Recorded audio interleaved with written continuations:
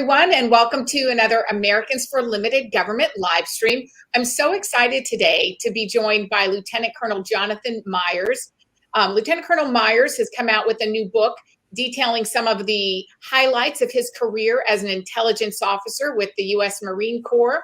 He is now retired, so he's out talking about his book and sharing stories about his career. And obviously today we want to recognize that Veterans Day is coming up on Thursday. So we want to thank him for his service and, give him an opportunity to really talk about, the military and show our appreciation for all the veterans. So thank you for joining us, Colonel Myers. Thank you for having me. Yeah, I appreciate it. So I'm going to just put the screen up. Share the screen with your book. It's called American to the Core, which, by the way, is such a clever and lovely title. Tell us a little bit about yourself. You told me earlier that you come from a long history of patriots who have served our country. Yes, that's right. My ancestors were involved in the founding of the Jamestown colony in 1609, and we've had a long history of military service since then, although I'm pretty proud, unless there's somebody I don't know about, pretty proud to claim the title of the first Marine in that family history. What were the others? Were they all the branches, or what were there? Was there one? We were primarily a Navy family with a few Army here and there, but primarily Navy. Going way back, both grandfathers were World War II, Korea, Vietnam veterans. So it's kind of a family thing. Also, the intelligence business is sort of a family tradition as well. Oh, okay. Wow. So yeah, tell us now, you were let me get the exact title because I came across it, or I'll just let you tell me. You have been involved in the Benghazi investigation, the Snowden investigation. Tell us about some of those investigations, perhaps things that the public hasn't really learned that you found interesting. Okay, well, so my book covers 28 years of my service history, starting at the tactical level. And when I retired, I was one of General Milley's intelligence officers on the Joint Staff. One thing I will correct, I was not involved in the Benghazi investigation. That was a separate issue. What I was the officer in charge of the planning effort to send in forces to reinforce the embassy and possibly the consulate, a branch plan for the consulate after the attacks had already occurred. And that is discussed in my book in depth. And I think readers will find it very interesting that a lot of the issues that were encountered with the State Department prior to the attack, I encountered again trying to plan the response to go in and reinforce the embassy. In terms of Snowden, I led the investigation for the Marine Corps specifically of what it was that Mr. Snowden stole from us, the Marine Corps, which was pretty extensive amount of data, none of which had to do with collecting on American citizens. So what were the problems then in Benghazi?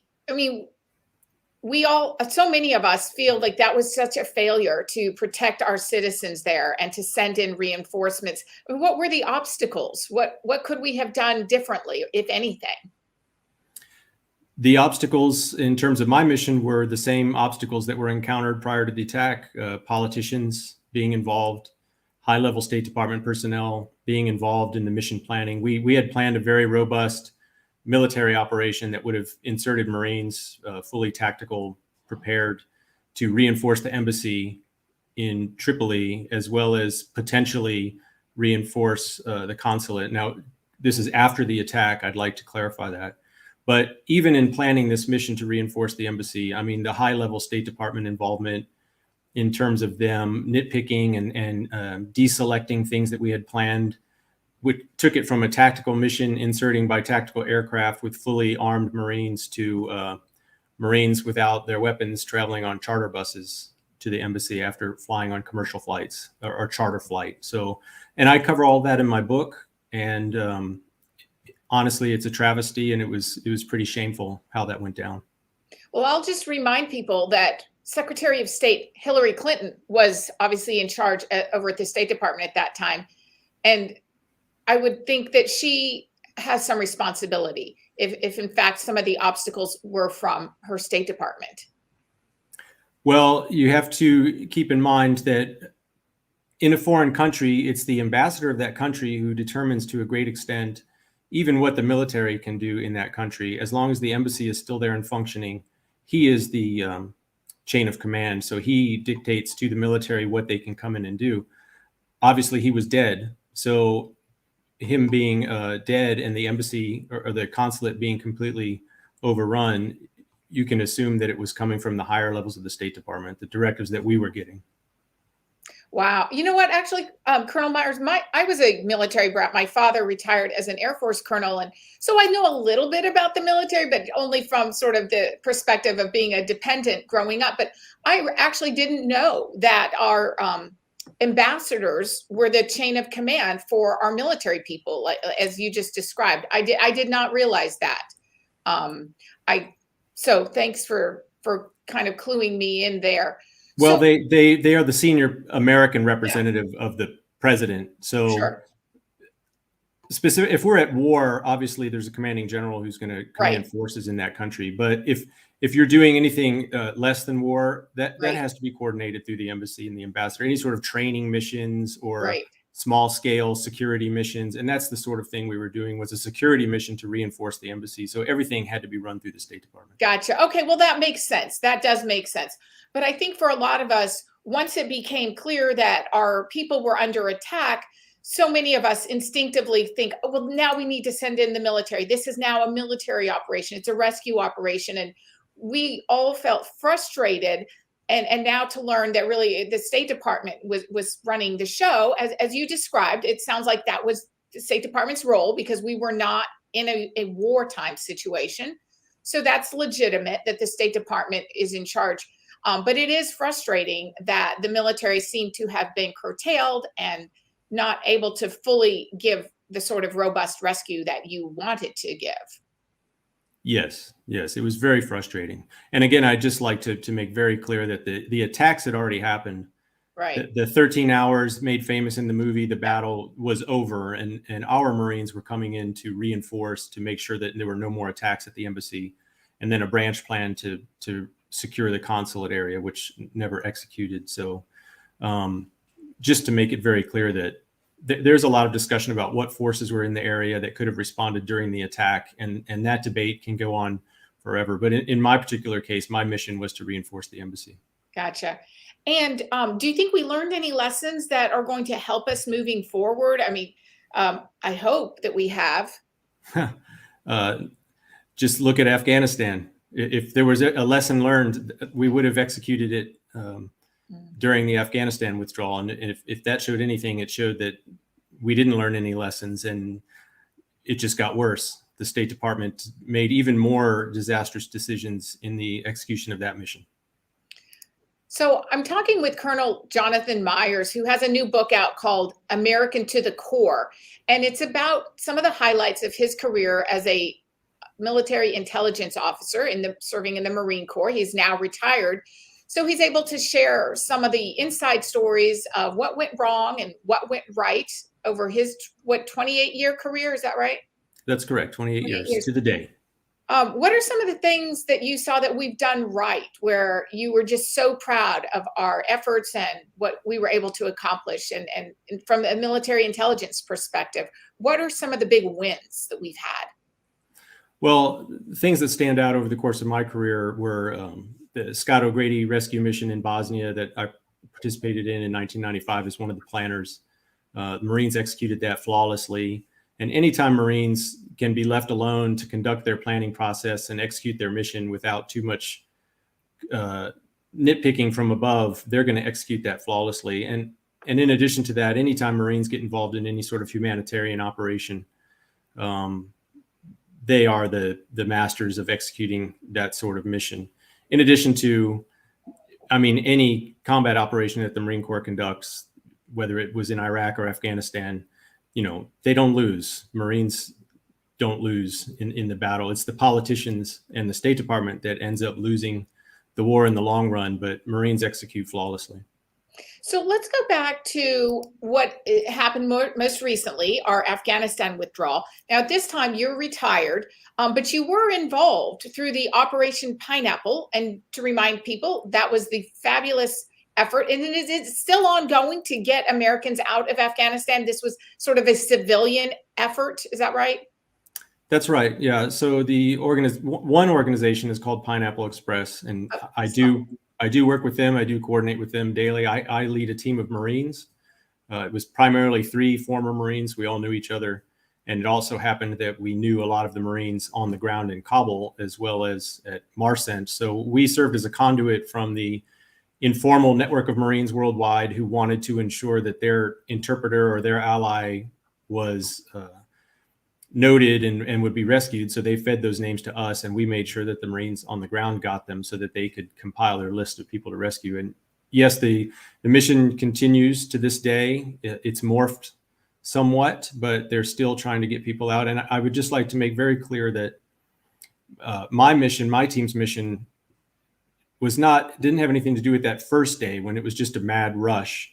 Our extractions, our rescues, if you want to use that word, have been targeted people the names were given to us by Marines around the world. So every person that we've gotten out is either an American citizen, a legal resident, or somebody who was personally identified to us by a Marine or a soldier or an American government agency worker. One of the questions I have is there's news reports that many of the Afghans that are now in the United States don't speak English. And the news stories were presenting this in the context of, this is sort of a problem. It's a language barrier. They're struggling. And my question on that was, I thought we were really only extricating or bringing in Afghan interpreters that presumably would have spoken English. Do you know anything about why so many of them aren't speaking English? Well, there was an uncontrolled mass that first couple of days with the images of the C-17 with all of the people swarming the aircraft. So I can't attest to who was in that group. And I think it's been widely accepted that nobody can really identify who was in that group. It was a mad dash for the aircraft. Since then, my group has been targeting, as I said, people identified to us. It's mostly been interpreters as well as special forces allies. And in those cases, typically we do try to get them out with their immediate family, their wife and children, or their spouse and children. So, if we get out 20 interpreters, that actually correlates to, I would guess, 100 people if you figure they each have families. And a lot of those people, the families don't speak English at all. Well, that's fair. That's fair. And that does make a lot of sense. So I appreciate you giving us, greater context there. So how are we doing in terms of getting our allies and Americans out? We're just not in the news. No one's really talking about it. Where do things stand today? It's ongoing. The veterans groups, I'll speak for my group. I won't speak for Pineapple Express, although I do coordinate with them daily as well as the Digital Dunkirk group. And so we're all interconnected, but speaking purely for my group, and I'm aware of what's going on with the other groups as well, but we've had nothing but issues with our own government trying to get people out, more so than even the Taliban. The Taliban is changing their tune over the last couple of weeks and really cracking down on the ability of foreigners to get their allies out. But from August 30th, the day of the U.S. withdrawal, until right now, our biggest obstacle has been coordinating with the U.S. State Department to try to get approval to take people out. So what we end up doing is taking them to other countries that will accept them. Even though they're American allies, they worked with American forces. We try to find other countries to get them to. Colonel, one of our supporters on Facebook, Sasha, asks, how can we help these people, these new immigrants from Afghanistan? What can we do? Well, that's a good question. My team focuses primarily on identifying and securing to safety American allies and their families. And then I don't want to say we wash our hands of them, but once we get them to safety, we go back and refocus on getting the next people out. And so the integration of those people into the United States is handled by the State Department. So you'd have to reach out to the State Department. But if people wanted to help with the mission that's ongoing in Afghanistan to get out allies and interpreters, and again, I want to emphasize that's who my team focuses on. We're not just getting out people who don't want to live in Afghanistan, because that would be overwhelming. if they want to help in that regard, you can contact me via my webpage, which is American to the Core, and there's a contact form on there. You can reach out to me and I'll let you know how you can help. I am going to put that up right now. I should have had that up earlier. American to the CORPS.com. .com, right. .com. All right, let me add that banner. Let's see. Okay, so American to the Core is where you can go to get information on how you can help in the effort to get Afghans out. So American to the Core. And I really am grateful for all that you're doing. Do you feel like we're winning or we're successful? That's the right word I'm looking for in getting our allies and Americans out. Where do we stand? Where's the big picture? That's an excellent question. It's hard to say. I mean, you can only estimate how many there are. I had heard that the special immigrant visa program, which is generally reserved for interpreters and special forces allies and people who the U.S. identified as needing to get out, I had heard upwards of 70,000 were left there. And I honestly don't know that it would be possible to evacuate all of those people. I can tell you that my team has great success, but we're a small operation and we're very targeted. So we're getting people out. But the Taliban in the last week, 2 weeks actually, has started to crack down on the process. They've outlawed transactions in US dollars, which they know will hurt organizations like mine because we're using dollars to feed and house and move and provide medical to these people. And they've also done some other things in the country, which I can't really get into for security purposes, but it's not going to be as easy going forward as it has been for the last few weeks. Well, so the book is American to the Core, Iraq, Bosnia, Benghazi, Snowden, a Marine Corps intelligence officer's incredible journey. He has some great stories and he's sharing a few with us today. I want to ask you, so obviously you can check it out I have the Amazon screen up. But let me see if I can pull up a screen of the Wall Street Journal here. Give me 1 second. Share screen. So I want to ask you about, were there intelligence failures in terms of our Afghan withdrawal? And if there were, sort of what were they? The Wall Street Journal says Afghanistan, but all failed to predict Kabul's rapid collapse. Summaries of intelligence reports show how agencies diverged over the strength of the Afghan government and military. So from your perspective, and I know at this point you were retired, so you weren't serving, you weren't involved in any of the intelligence gathering in Afghanistan, but what went wrong?